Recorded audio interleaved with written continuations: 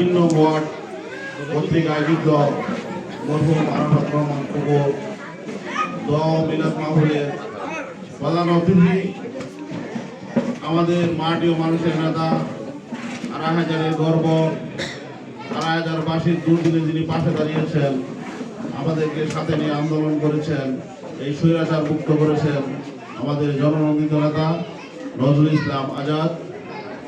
আজকে সম্মানিত সভাপতি ও সঞ্চালক উপস্থিত আছেন, আড়াই হাজার যুব দলের আমাদের স্বাধীনতার ঘোষক শহীদ প্রেসিডেন্ট জিয়াউর রহমানের ছোট ছেলে, আমাদের দেশনেত্রী বেগম খালেদা জিয়ার ছোট ছেলে, বিগত 17 বছরের আন্দোলন সংগ্রামের নায়ক মহাপুরুষ, আমাদের এই দেশের বীর জননেতা তারেক রহমানের ছোট ভাই। আপনারা শুনেছেন বক্তারা বলেছে ওনাকে কিভাবে নির্যাতন করা হয়েছে, কিভাবে তিনি মৃত্যুবরণ করেছেন। আসলে রাজীব বলেছে এটা একটা চক্রান্ত, অরিজিনালি চক্রান্ত করে জিয়া পরিবারকে ধ্বংস করার জন্য করা হয়েছে। আপনি দেখেন কোন দেশের প্রেসিডেন্টের ছেলেকে, প্রধানমন্ত্রীর ছেলেকে এত নির্যাতন নিপীড়ন করে দেশ থেকে বের করে দেওয়া হয় নাই। আমাদের দেশটার থেকে অনেক নির্যাতন করা হয়েছে, তারপরে তিনি দেশে দেখেছেন আমাদেরকে ভালোবেসে। আজকে রাজনীতি প্রোগ্রাম, রাজনীতি কিছু কথা বলি। আপনারা দেখেছেন আড়াই হাজারের বিএনপির অবস্থা কি ছিল আগে, আসার আগে। এই আড়াই হাজার বিএনপিটাকে ধ্বংস করে দিয়ে গেছে।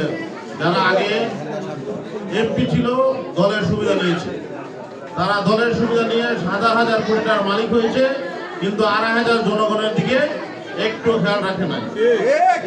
এই বিগত আন্দোলন সংগ্রামে আমরা যারা আছি অনেকে মার্ডার আসামি শুদ্ধ, বিভিন্ন এই ফেসিস্ট স্বৈরশাসক শেখ হাসিনা মামলার আসামি, আমরা ঘোষণালের আসামি।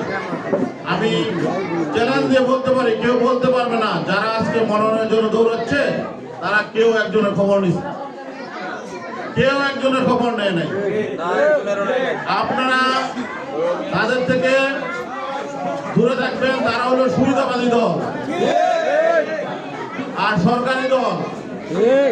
কারণ সরকারি দল কারা কাকে বলে জানেন? যেই সরকার যে সময় আসে ওই সরকারের লোকে মিলে চলে।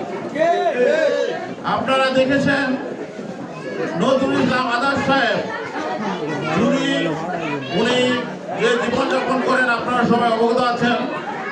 উনি ইচ্ছা করলে উনি 5 স্টার মানে জীবনযাপন করে চলতে পারতেন, অনেক আরামায়েশে চলতে পারতেন, কিন্তু তিনি দেশের কথা ভাবেছেন, আড়াই হাজারবাসীর কথা ভাবেছেন। আমাদের ভেবে আমাদের সাথে থেকেছেন, আন্দোলন সংগ্রাম করেছেন। আপনারা দেখেছেন এত নির্যাতন নিপীড়নের পরও নজরুল ইসলাম আজাদ সাহেব কিন্তু পিছু হটে নাই, আওয়ামী লীগের সাথে আপোষ করে নাই। আমরা যারা আছি নজরুল ইসলাম আজাদ সাহেবের সাথে রাজনীতি করি, আমরা নেতৃবৃন্দ আছি, আমরা কিন্তু আওয়ামী লীগের সাথে দালালি করি নাই বা তাদের সাথে মিল করে চলি নাই। আজকে দেখতেছি আমাদের কিছু মস্তিষ্কের কিছু লোক, কিছু নেতাকর্মী আওয়ামী লীগের সাথে আঘাত করে চলছে। আপনারা জানেন জননেতা নজরুল ইসলাম আজাদ সাহেব বলেছেন যারা আওয়ামী লীগ দিয়ে চলবে, যারা আওয়ামী লীগের সুযোগ সুবিধা দিবে তাদেরকে দল থেকে বহিষ্কার করা হবে।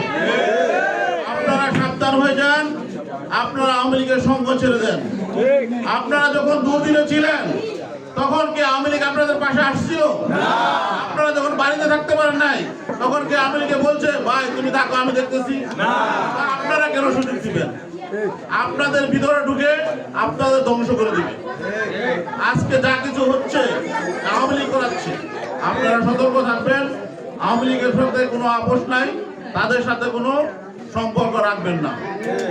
আর আপনাদেরকে আমি বক্তব্যে বলি, আমাদের বিএনপি নেতৃবৃন্দ দিয়ে যাতে সাধারণ জনগণ কেউ নির্যাতিত না হয়। যদি নির্যাতিত হয় তাহলে এই নেতা আমাদের দরকার নাই। রাজনীতি নেতা হলো জনকল্যাণমূলক কাজ করার জন্য, জনসভা করার জন্য রাজনীতি নেতা। যদি জনসভা না করে জনহিতকর কাজ করে এমন নেতা আমাদের দরকার নাই। আপনারা দেখেছেন নজরুল ইসলাম আজাদ সাহেব সারা রাত্র থেকে প্রোগ্রাম করে যাচ্ছেন। তিনি বলতেছেন মাদক, সন্ত্রাস, চাঁদাবাজ জিরো টলারেন্স। জিরো টলারেন্স মানে কি? মানে এটি থাকবে না। আপনাদের কাছে বিনীত অনুরোধ, নজরুল ইসলাম আজাদ সাহেব আমাদেরকে যে দিক নির্দেশনা দিবেন আমরা সেভাবে কাজ করব। আমরা সমাজ থেকে মাদক, সন্ত্রাস, চাঁদাবাজ দূর করব। আমরা এই সমাজটাকে সুন্দরভাবে গড়ে তুলব।